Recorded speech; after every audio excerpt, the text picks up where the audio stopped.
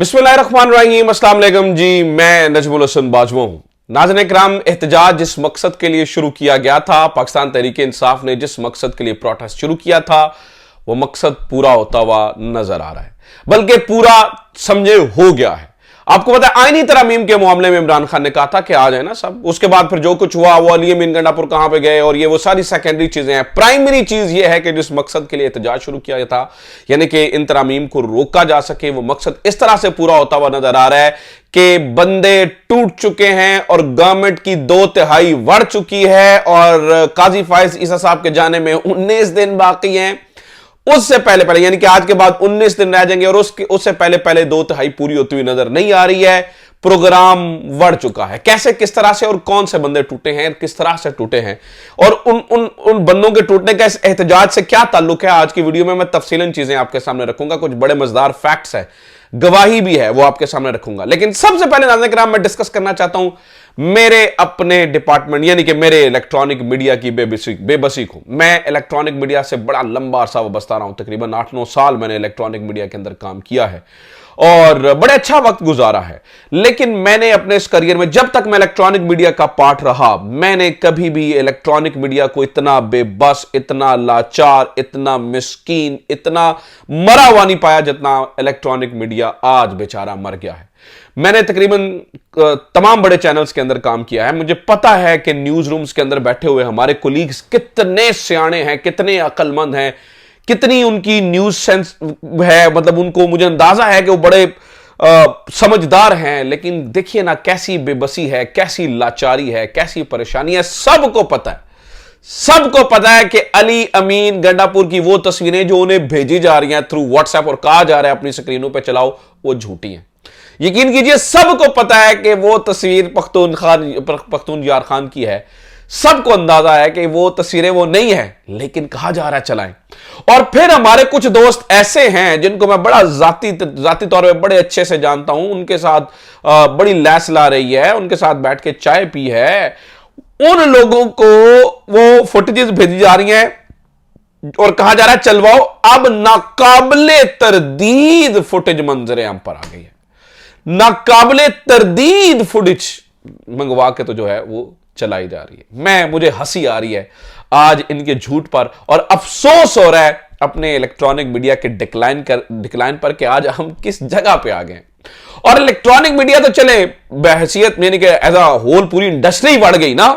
इसके अलावा हमारे कुछ दोस्त, यानी हमारे कुछ कोलीग्स जिनका माजी में बड़ा अच्छा नाम रहा, मुनीर फारूक जैसे लोग, जो बड़ा और खुल के बताते हैं कि जनाब वो सजनों के पास हैं और रावी और ये वो हमारे वो तमाम सहाफी नाज़रीन किराम, जैसे अभी मैं देख रहा था बिनी सलीम, जरताज गुल को चपेड़े, अली गंडापुर की छत्रोल, इस तरह की कैसा डिक्लाइन आया इनके अंदर और कैसे ये भोंपू बने हुए हैं। इनके बारे में हमारे दोस्त अकबर बाजवा ने बड़ा अच्छा लिखा है। बात करता हूं उसके ऊपर, कैसे इनकी गवर्नमेंट कैसे 2/3 बढ़ी है। तसल्ली रखिए, आज जरा तसल्ली से बात करेंगे और तफसील आपके सामने रखूंगा तमाम चीजों की। लेकिन सुनिए, मेरे दोस्त अकबर बाजवा ने इन तमाम भोंपुओं के लिए बहुत शानदार चीजें लिखी हैं। जरा सुनिए वो क्या कहते हैं। वो कहते हैं जी, जान की अमान पाऊं तो एक दो खालिस्तान तारीखी वाकयात याद दिलाऊं। ये भोंपुओं के लिए, जिन्हें आज हम भोंपू कहते हैं ना, उनके लिए।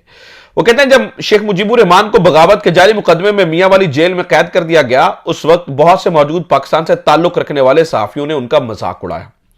नवाए वक्त के एडिटर मजीद निजामी ने लिखा कि शेख मुजीब जेल में एक दीवाना है जो ताकत में दोबारा आने के ख्वाब देखता है, जबकि उसकी कैद ने न सिर्फ उसकी अपनी सियासी हैसियत को कमजोर किया है बल्कि उसके हामियों को भी में भी मायूसी फैलाई है। अच्छा, मजीद लिखा कि मुजीब की क्यादत में जो तहरीक चली, इसमें से इनके बयानात के साथ इनकी कैद की सूरत हाल ने इनकी मजाक की सूरत इख्तियार कर ली है, जैसे कि वो अपनी ही सियासी सफ़ों में एक मजाक बन चुका हो। यह मुजीबुर रहमान के बारे में लिखा जा रहा था और तब के साफी, भोंपू साफी तब लिख रहे थे। इसी दौरान मियां वाली जेल में एक खंदक बनाई गई जिसे शेख मुजीबुर रहमान ने कब्र कहा तो जिया शाहिद जिया शाहिद ने लिखा, शेख मुजीब जेल में भी खुद को एक हीरो की तरह पेश करने की कोशिश करता है। शेख मुजीबुर रहमान की मियां वाली जेल में कैद का मजाक उड़ाने वाले ज्यादातर सहाफी वो थे जो उस वक्त की स्टैब्लिशमेंट के टाउट थे और शेख मुजीबुर रहमान को एक बागी और नाकाम रहनुमा के तौर पर पेश करते थे और इनकी कैद को कौमी कामयाबी करार देते थे। उस वक्त भी टाउट भोंपू मौजूद थे, आज भी टाउट और भोंपू मौजूद हैं जो आपको ऐलान करते हुए नजर आते हैं कम खत्म, इमरान खान मजाक, इमरान खान फलाना मकान, पता नहीं क्या क्या आपको कहते हुए नजर आएंगे।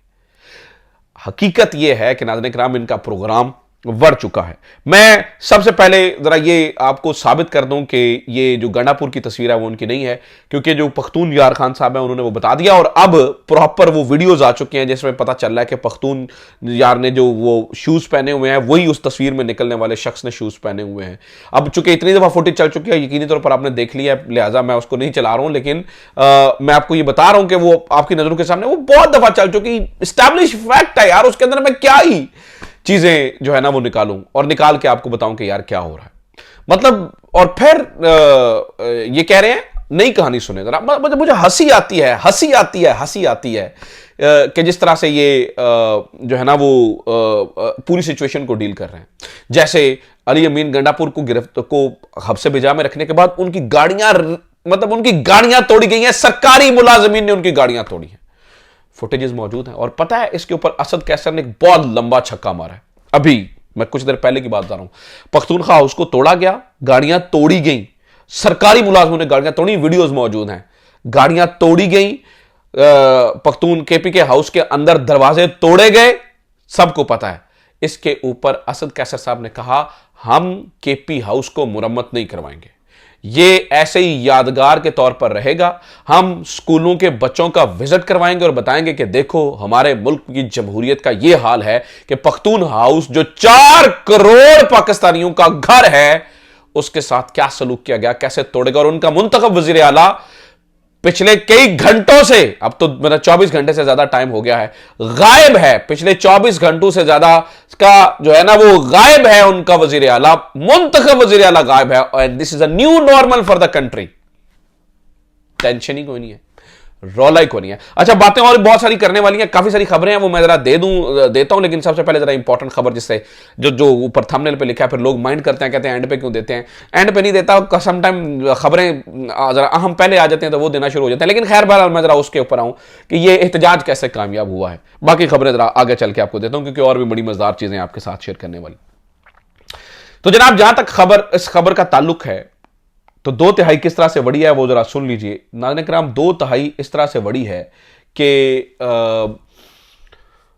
जो नजम सेठी साहब हैं उन्होंने ये दावा किया है, उन्होंने बताया कि कुछ दिन पहले मौलाना फजलुर रहमान साहब को कहा गया था अब आप हमारा साथ देते हैं ना दें, हमें 63A वाला जो है वो मिल जाना है फायदा। 63A वाली कहानी हमारी सेट है, 63A वाला हमारा हमें कोई रौला नहीं है।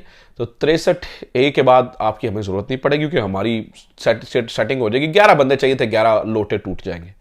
वो कह रहे हैं कि जिनसे पहले वादा हुआ था, इस एहतजाज से पहले जिनसे वादा हुआ था, अब वो भी भाग गए हैं, वो भी भाग गए हैं। नहीं आने तो दूर की बात, तो दोबारा मौलाना साहब से मुकमका करना पड़ेगा, उनसे तरला करना पड़ेगा, अदरवाइज सूरत हाल कोई नहीं बची। पीछे बचे 19 दिन। और उससे पहले इस एहतजाज से यह हुआ है कि तहरीक इंसाफ के वो लोग जिन्होंने लोटा होना था या डरना था या उन्हें पता लगा पूरी कौम तो इमरान खान के साथ खड़ी है, हमारा तो बेड़ा गर्क हो जाएगा। और इस एहतजाज से यह कामयाबी हुई कि वो लोटे, अब वो जो 2/3 की अक्सरियत जेल में लेके आए थे ना, इन लोटों से वो खत्म हो गई अभी। और इसकी कंफर्मेशन किसने की है? नजम सेठी ने की है कि अब वो भी खत्म हो गया और दोबारा बात करनी पड़ेगी मौलाना फजलुर रहमान से। वो भाग गए हैं, सूरत हाल देख के वो भाग गए। उन्हें बाप कौन आएगा यार।